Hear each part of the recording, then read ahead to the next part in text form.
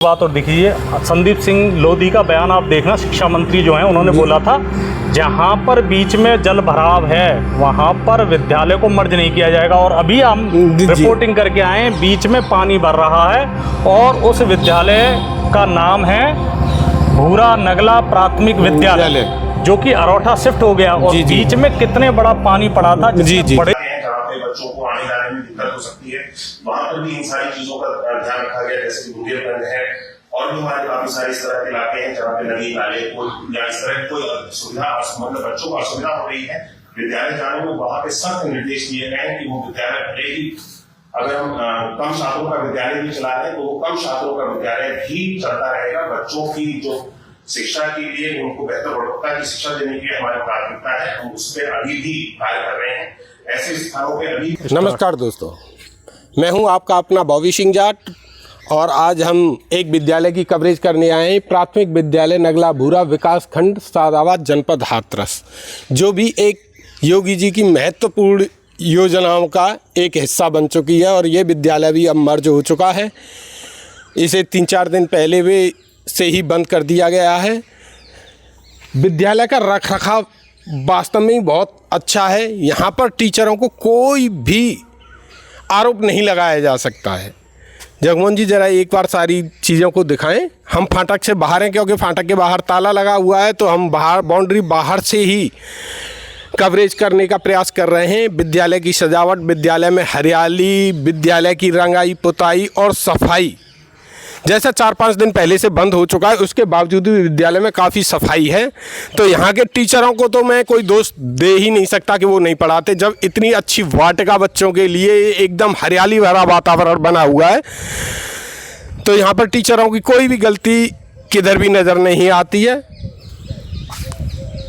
बहुत ही सुंदर रखरखाव लग रहा है। सुंदर रखरखाव है। ये आप देखिए जी किस तरीके से इस वाटिका को सजाया गया है। अध्यापकों की मेहनत तो यहाँ पर दिखाई दे रही है, नहीं रंग ला रही है। जगमोहन जी, हमने इससे पहले मालवीय नगर की रिपोर्टिंग की थी और मालवीय नगर के हमने एक विद्यालय की वो भी दिखाई थी जिसमें पुताई भी धीरे धीरे छूट गई थी, कोई रखरखाव की ओर ध्यान नहीं था, घास भी दिखाई थी वहाँ की। लेकिन इस विद्यालय को देखिए आप, वास्तव में ही बहुत अच्छी कंडीशन में विद्यालय है। अगर इसी हिसाब से बंद होगा तो इसका स्ट्रक्चर का क्या होगा। इस बिल्डिंग में जो लागत लगी है ये कुछ दिनों बाद खंडर हो जाएगी जब इसकी देखभाल नहीं होगी। तो ये बड़ी सोचने वाली बात है और सरकार को भी इस तरफ ध्यान देना चाहिए कि बच्चों का नौनिहालों का जीवन क्या होगा, कैसे उनका भविष्य संवरेगा।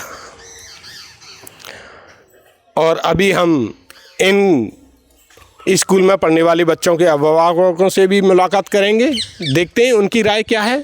जो भी होगी बताया जाएगा। एक बात ज़रूरी है यहाँ पर कि जैसा कंपोजिट विद्यालय सुने जाते थे, सिविलियन विद्यालय सुने जाते थे, आजकल कंपोजिट ठेका सुने जा रहे हैं, देखे जा रहे हैं। देखते हैं आगे क्या रंग आता है। तो यहीं पर जगमोहन जी चलिए मुलाकात करते हैं। आज हम ये भी कहना चाहते हैं अपने जितने भी ऑडियंस है कि आज का हमारा प्रोग्राम ये भी रहेगा कि किस तरीके से पाठशाला वर्सेस मधुशाला एक युद्ध चल रहा है और उसमें विजेता कौन है। जी जी जी, पहले विद्यालय कंपोजिट हो रहे थे, अब ठेका कंपोजिट हो रहे हैं। तो जहाँ एक ठेका होना चाहिए था वहाँ 2 और 3 हो रहे हैं। तो संख्या तो बढ़ रही है और विद्यालय संख्या में घट रहे हैं। देखते हैं आगे क्या होता है, बच्चों का भविष्य। मुलाकात करते हैं अभिभावकों से। ये विद्यालय उचित बंद हुआ तो सरकार के माध्यम से तो हुआ है, लेकिन ये सही नहीं है। सही नहीं है। सही नहीं है। आपके बच्चों को परेशानी है? हाँ, परेशानी हो रही है। दूसरे स्कूल में जाती हैं। परेशानी क्या क्या आएंगी आपको? परेशानी एक तो छोड़ने जाना पड़ेगा बच्चों को जी, काम छोड़ना पड़ेगा। बिल्कुल सही बात है। जब हम नगला मदारी गए थे तो वहाँ भी सबसे बड़ी प्रॉब्लम ये थी कि बड़े बच्चे तो चले जाएंगे, बड़े बच्चे चले जाएंगे, छोटे बच्चों को परेशानी होगी। छोटे बच्चों को जाने में दिक्कत होती है। और मेहनत मजदूर लोग हैं, और मेहनत मजदूर लोग हैं, कुछ मेहनत करते हैं। चलिए आपने जो बात कही है, हमारा माध्यम होगा कि ये बात हमारी सरकार तक पहुँचे और सरकार इस पर गौर करे और जल्दी से जल्दी कोई भी ऐसा एक फरमान जारी कर दें जिससे कि इन विद्यालयों में पुनः हरियाली पुनः खुलें और पुनः बच्चों का भविष्य संवर सके। भर रही है, वहाँ इतना पानी भर रहा है, कोई सामान ना आते। पानी क्योंकि हम भी देख कर आए हैं। हाँ, देख के आए पानी होंगे बहुत तुम। ज्यादा भर रहा है। तुम्हें देख के आएंगे गलत ना है? देख के आए, एक बार तो ये लगी कि कहीं गिर ना पड़े उस पानी हाँ, में। बस सही। दिक्कत बहुत ज़्यादा आए हैं। वो दिक्कत इतनी है कि कम से कम ये अच्छा, हाँ एक बात और हम कहते हैं जो कि हमने पिछली वीडियो में भी बोला था कि यदि ट्रांसपोर्ट की व्यवस्था कर दी जाए तो मुझे लगता है सारी प्रॉब्लम्स दूर हो जाएंगी। लेकिन सरकार कभी भी ट्रांसपोर्ट की जिम्मेदारी अपने सिर नहीं लेने वाली है। तो इसका नुकसान किसको भुगतना पड़ रहा है? इसको पूरा का पूरा नुकसान भुगतना पड़ रहा है केवल और केवल उन बच्चों को जो कि उस स्कूल में पढ़ते थे। तो ये हमने दिखाया है। इसके साथ में हम एक चीज़ की और रिपोर्टिंग कर रहे हैं, इसके सरकार स्कूल तो बंद ये कर रही है, इसलिए कर रही है कि यहाँ पर कम बच्चे हैं, ज़्यादा बच्चे हैं, लेकिन जितनी भी मधुशालाएँ हैं या ठेका हैं उनको बढ़ाती जा रही है। हर चौराहे पर ठेका मिलेगा और हर चौराहे पर आपको देखेंगे।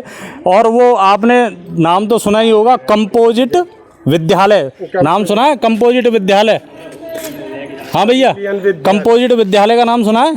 जब ठेका खोलेंगे विद्यालय कंपोजिट विद्यालय का मतलब प्राइमरी और जूनियर विद्यालय एक साथ रहते हैं और अब कंपोजिट ठेका हो गए हैं। ये हमें अभी एक हफ्ते पहले पता पड़ा है कि कंपोजिट, जहाँ पर बियर भी मिलती है और वहाँ पर शराब भी मिलती है। तो अब देखो आप, कितने कमाल की बात है कि एजुकेशन, जो कि देश की एजुकेशन को बढ़ाने के लिए और देश को आगे बढ़ाने के लिए एजुकेशन की बहुत बड़ी आवश्यकता है, लेकिन सरकार जोर दे रही है ठेकाओं पर। इसलिए हम इस पार्ट में ये तुलना भी करने जा रहे हैं कि मधुशाला वर्सेस पाठशाला। तो अभी हम यहाँ पर ये रिपोर्टिंग कर रहे हैं, इसके बाद में हम जाते हैं किसी मधुशाला में। मधुशाला में जाने का मतलब हमारा कोई गलत इरादा नहीं है, रिपोर्टिंग करनी है और ये देखना है कि कितने ठेके ऐसे हैं जो रास्ते में पड़ेंगे। ये वो मार्ग है जिस पर होकर के बच्चे निकलेंगे। अब बताइए, ये कंडीशन यहाँ पर है तो बच्चे अपने गंतव्य प्राथमिक पाठशाला तक कैसे पहुँच पाएंगे? और ये देखिए पानी का हाल। लेकिन उसी तरफ, दूसरी तरफ हम देखेंगे कि सरकारी ठेका, यानी कि हम कह सकते हैं मधुशालाएं लगातार चल रही हैं। और एक मधुशाला ये सामने आप देख ही रहे हैं, ये रही एक मधुशाला दिखाई दे रही है आपको। तो इसी तरीके से हम देख सकते हैं और आज हम यही चीज़ आपको दिखाना चाहते हैं कि मधुशाला वर्सेस पाठशाला, सरकार की प्राथमिकताएं क्या हैं। जैसा कि हम बता रहे थे, अभी हमने थोड़ी देर पहले एक ठेका के बारे में बताया था और वो ठेका जो था वो यहाँ से मुश्किल 1.5 किलोमीटर की दूरी पर होगा। देखो सरकारें जो हैं वो बंद कर रही हैं पाठशालाओं को, लेकिन उसके बावजूद भी आप ये देख सकते हो कि 1.5 किलोमीटर के बहुत कम फासले पर आपको मधुशालाएं मिल जाएंगी। और ये जो ठेका है ये है कंपोजिट ठेका। कौन सा? कंपोजिट शराबी ठेका। और आज तक हमने वैसे एक चीज़ सुनी थी और वो चीज़ थी कि किस कंपोजिट विद्यालय हुआ करते थे, लेकिन अब ये कंपोजिट ठेका है। तो जगमोहन जी, हम आ चुके हैं कंपोजिट अंग्रेजी शराब एवं बियर की दुकान। तो यहाँ पर भैया हैं, मैं इन भैया से एक प्रश्न करूँगा।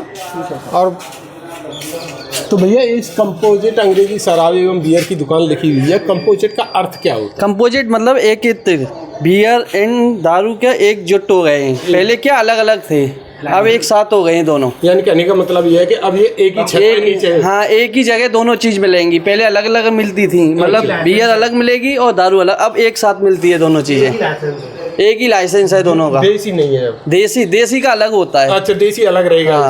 हाँ सर। कंपोजिट में कहने का मतलब ये हो गया कि इंग्लिश और बियर दोनों एक ही छत के नीचे। हाँ।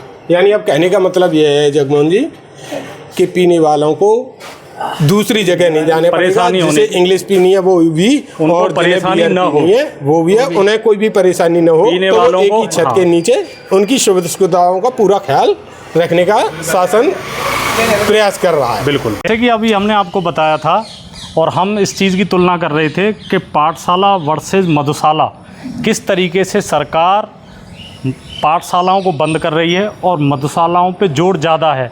और हमें एक चीज़ और नई जानने को मिली है, कंपोजिट शराब के ठेके। कंपोजिट शराब के ठेके, यानी कि अब पीने वालों को एक से दूसरी जगह जाने की दिक्कत न हो। सरकार का ये विशेष ध्यान है सर जी जी जी कि पीने वालों को एक से दूसरी जगह जाने के लिए दिक्कत न हो, एक ही छत के नीचे सारी सुविधाएं उनके लिए उपलब्ध कराई जाए। लेकिन दूसरी तरफ ये भी ध्यान देना पड़ेगा, सरकार को उन बच्चों की कोई परवाह नहीं है जो कंपोजिट विद्यालय के नाम पर या मर्ज के नाम पर एक से दूसरी जगह शिफ्ट कर दिए गए हैं। जी, जी, अभी हमने आपको दिखाया था और हमारी वीडियो में आप देख भी सकते हो कि किस प्रकार से एक जगह पानी भर रहा था, उस पानी को क्रॉस करके वो बच्चे अपने स्कूल पर, अपने गंतव्य पर कैसे पहुंचेंगे? नहीं, छोटे छोटे बच्चे नहीं जा पाएंगे। जब बड़ों को असुविधा हो रही है उस पानी में, तो छोटे बच्चों की, शराबियों को ज़्यादा असुविधा ना हो उसका ध्यान है शराबी न कहें, पीने वाले कहें हम जगमोहन जी। हाँ, पीने वालों को जी जी जी जी, क्योंकि वो शराबी ठेके वाले ने आपसे बहुत अच्छी तरीके से बातें की। नहीं नहीं नहीं नहीं, हमें ख्याल तो सभी का रख रहा है। नहीं, लेकिन ये बड़े सोचने वाली बात है जी कि हमारी सरकार जो कि एक तरीके से देखा जाए वो किस तरीके से कर रही है कि वो उन शराबियों का ध्यान रख रही है, लेकिन उन छोटे नन्हे मुन्ने बच्चों का ध्यान नहीं है जो स्कूल मर्ज के नाम पर एक से दूसरी जगह पहुंचा दिए गए हैं। जगमोहन जी, मुझे ऐसा नज़र आ रहा है कि विद्यालयों पर सरकार का खर्चा होता है और यहाँ से सरकार की आय होती है। चाहे जनता का स्वास्थ्य क्यों न चला जाए, उन्हें इस बात से कोई लेना देने नहीं है, उन्हें केवल आय से मतलब है। आय से मतलब तब ये होगा कि जब एक ही छत के नीचे उन्होंने कंपोजिट ठेका कर दिए। जहाँ पहले कंपोजिट विद्यालय होते थे, अब वहाँ कंपोजिट ठेके भी उपलब्ध हो चुके हैं। सरकार का ये दायित्व कभी होता है? आप बताइए। सरकार लाभ की वजह से एक ऐसी चीज को जो कि गलत है, उसको चलन में ला रही है। जी जी, और शिक्षा जिससे देश का कल्याण हो सकता है, जी जी, उस शिक्षा को खत्म करने का प्रयास किया जा रहा है। जी जी जी जी। तो किसी सरकार करती है कल्याणकारी कार्य, ये कोई प्राइवेट कंपनी नहीं है जो केवल लाभ के लिए ही काम करे। नहीं, ये सरकार को सोचने वाली बात है आपकी, और बहुत बेशकीमती बात कही है आपने कि सरकार को सोचना चाहिए कि भारत का भविष्य तो बच्चों से निर्मित होगा, न कि इन कंपोजिट ठेकाओं से। अब फैसला सरकार के ऊपर छोड़। अच्छा, आप एक बात और देखिए, संदीप सिंह लोधी का बयान आप देखना, शिक्षा मंत्री जो हैं उन्होंने बोला था जहाँ पर बीच में जल भराव है वहाँ पर विद्यालय को मर्ज नहीं किया जाएगा। और अभी हम रिपोर्टिंग करके आए, बीच में पानी भर रहा है और उस विद्यालय का नाम है भूरा नगला प्राथमिक विद्यालय, जो कि अरोठा शिफ्ट हो गया। और बीच में कितने बड़ा पानी पड़ा था जिससे बड़े लोगों को असुविधा हो रही थी, छोटे बच्चे विद्यालय कैसे जाएंगे? ये वास्तव में शोचनीय मुद्दा है। सरकार को इस पर गंभीरता से मनन करना चाहिए, सोचना चाहिए, विचार करना चाहिए।